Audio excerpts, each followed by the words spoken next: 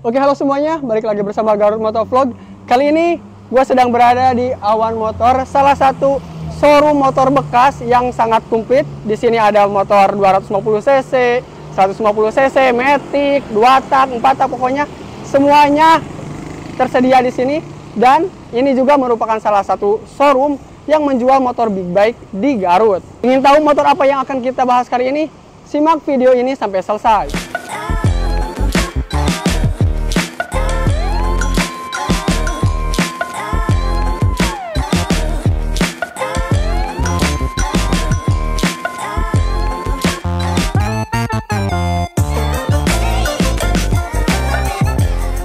Nah, jadi ini adalah motor yang bakalan kita bahas untuk kali ini, yaitu CB650R.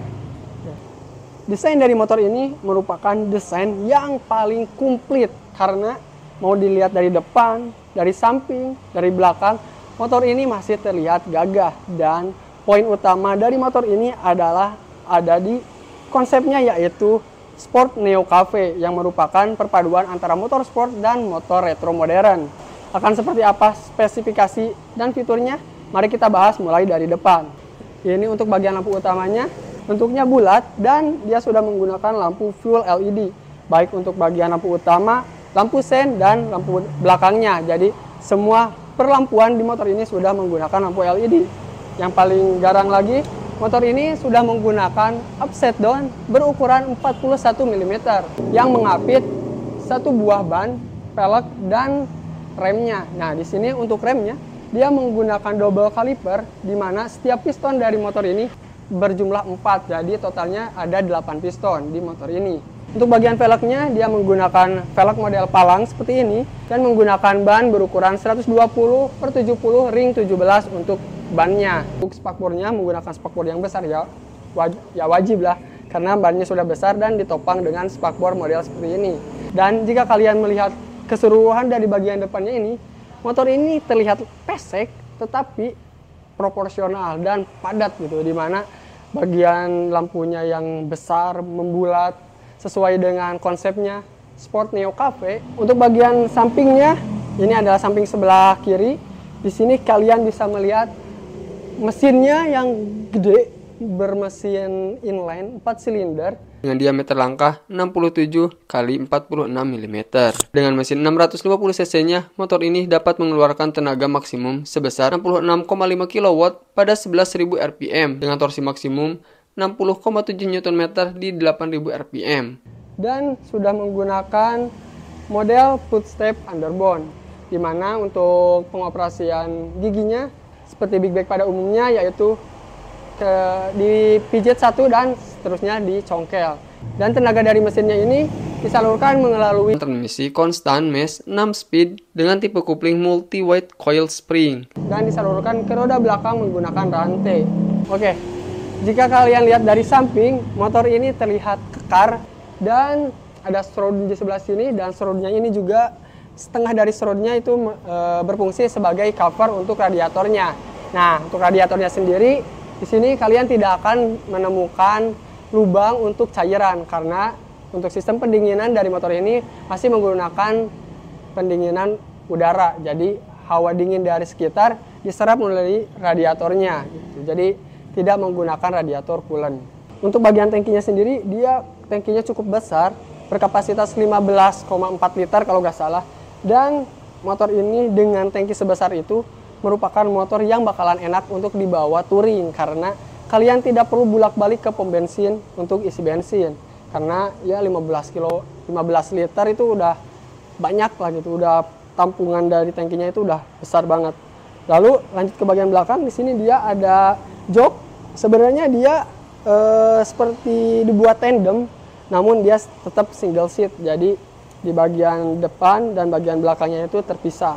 Di bagian belakangnya di sini ada bodi ya, kecil, pendek juga, tetapi dibantu dengan spakbor belakang yang panjang. Jadi meskipun bodinya pendek, kalian tidak terlalu takut untuk kecipratan air saat hujan karena spakbornya yang panjang kayak gitu, dan masih menutupi bagian belakang roda belakangnya. Lalu lanjut ke bagian bawah. Untuk bagian bawah di samping sini kalian bisa melihat armnya, di mana swing armnya ini dia berbahan aluminium, jadi ringan gitu dan bakalan rigid sekali dipadu dengan ban yang besar.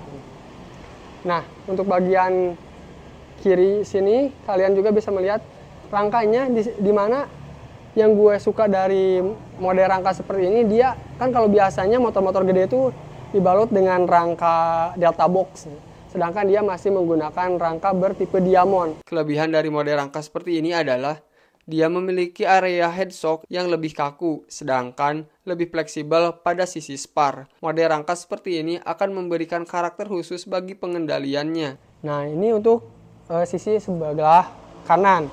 Jadi untuk sisi sebelah kanan seperti biasa tetap mesinnya terlihat, dan di sini ada kabel coupling yang cukup enteng untuk motor 600 cc, dan di bawahnya ada pedal untuk rem, dan knalpotnya dia sudah menggunakan knalpot underbelly. Motor ini juga sudah dilengkapi dengan teknologi assist and clipper clutch, yaitu teknologi yang membuat tuas coupling menjadi lebih empuk, juga untuk mengurangi efek berlebih dari engine brake ketika menurunkan gigi persneleng dengan cepat. Dan untuk unit ini, jika kalian berminat untuk membelinya, kalian sudah bisa mempunyai untuk frame slidernya dari Black Diamond, dan sudah kalian include juga dengan spion Rizoma. Jadi kalau kalian membeli unit ini, kalian sudah mempunyai include frame slider, spion Rizoma, dan sudah ada karbon di sebelah sininya. Lanjut ke bagian belakang. Nah, untuk desain belakangnya, bisa kalian lihat ini bodi dan bannya itu hampir setengahnya ya. Jadi dia emang bodinya cukup pendek, namun meskipun pendek, ruang untuk boncengernya juga masih gede, dan tidak takut kecipratan air karena fender atau spakbor belakangnya juga panjang dan masih menutupi bagian belakangnya. Gitu. Nah, terus untuk bagian belakangnya juga di sini kalian bisa melihat nih, dia menggunakan shockbreaker monoshock dengan pengaturan adjustable 10 pengaturan. Jadi shocknya bisa kalian atur sebagaimana empuknya, kerasnya. Nah, terus di sini juga dia ada spakbor lagi di bagian dalamnya supaya menghindari cipratan air masuk ke area sini dan area belakang dari mesinnya. Untuk peleknya, untuk bagian belakang dia masih menggunakan ring 17, namun dibalut dengan ban 180/55 ring 17. Jadi yang belakang ini terlihat lebih gambot ya, karena profil bannya yang lebar dan tipis. Dan untuk bagian pengereman belakang tidak seperti yang depan dengan menggunakan 4 piston di setiap sisinya. Di bagian belakang dia masih menggunakan single piston dan sudah cakram, tapi tidak khawatir karena dia sudah dilengkapi dengan fitur ABS dual channel. Dan untuk bagian belakangnya bisa kalian lihat di sini kan nggak ada behel nih. Nah, lalu untuk boncengan dan untuk pindah-pindah motornya di mana?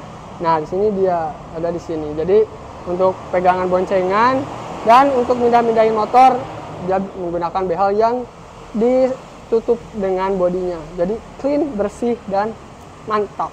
Sekarang kita masuk ke bagian fitur dan riding positionnya. Motor ini memiliki panjang 212 cm dengan tinggi 108 cm dan tinggi joknya 81 cm. Nah, untuk gua yang ukuran badannya 167, ini masih bisa napak meskipun agak jinjit sedikit untuk posisinya seperti ini.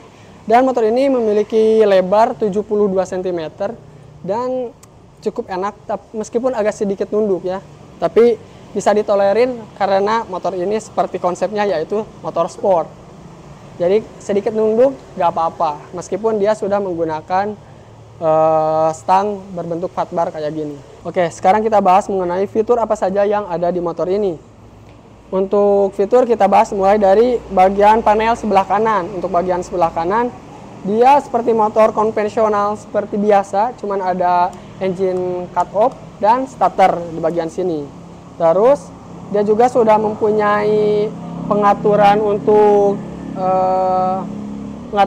handle remnya. Jadi dia sudah mempunyai 6 mode penyetelan di bagian sini, dan ini master remnya dia cukup gede.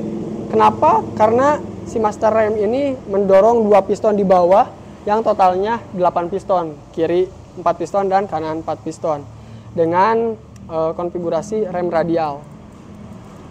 Lalu di bagian panel sebelah kiri dia ada lampu hazard, lampu klakson, lampu sen, lampu jauh, lampu dekat, dan pas dim. Untuk bagian handle couplingnya dia masih biasa polos tanpa ada penyetelan seperti bagian rem.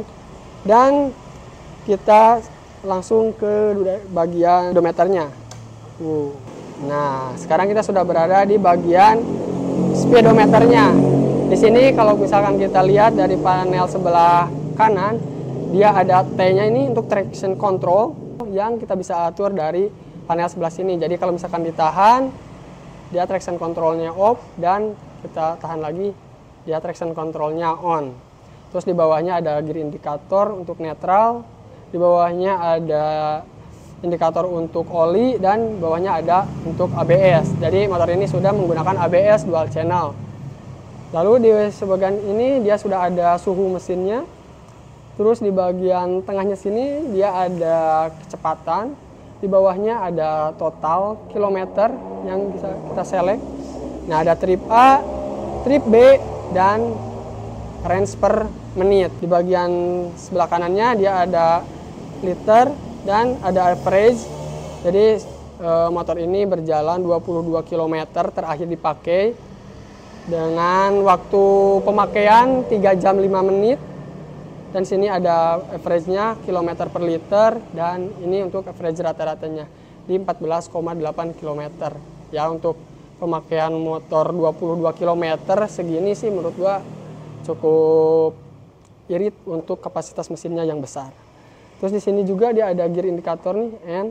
Jika kamu misalkan masukkan gigi, dia masuk 1, N, dan seterusnya. Di sini ada gear indikator, di sini dia ada tachometernya untuk RPM, dan di sini ada fuel consumption-nya atau fuel meter buat bensin, dan di bagian atas ada jam digital. Cukup simpel untuk motor ber-cc gede, tapi informasinya cukup lengkap juga kayak gitu. Oh ya, ada satu lagi fitur unggulan dari Honda CB650R ini, yakni Emergency Stop Signal atau ESS, yang merupakan integrasi lampu hazard dengan sistem rem. Jadi, cara kerjanya, lampu hazard ini akan secara otomatis menyala ketika ada sesuatu hal yang terjadi atau misalnya pengereman mendadak. Oke, untuk sekarang kita dengerin suaranya. Seperti apa suara mesin 4 silindernya, dan mari kita coba.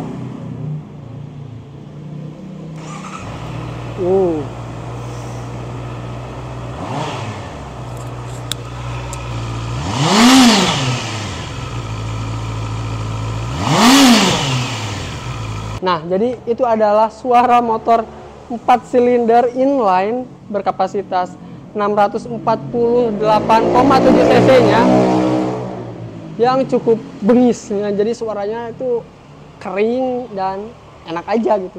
Dan tadi gue cuma coba di 6000 rpm aja, jadi gak terlalu bisa geber full karena di dalam ruangan, dan gas pembuangan CO2-nya juga tidak baik untuk kesehatan.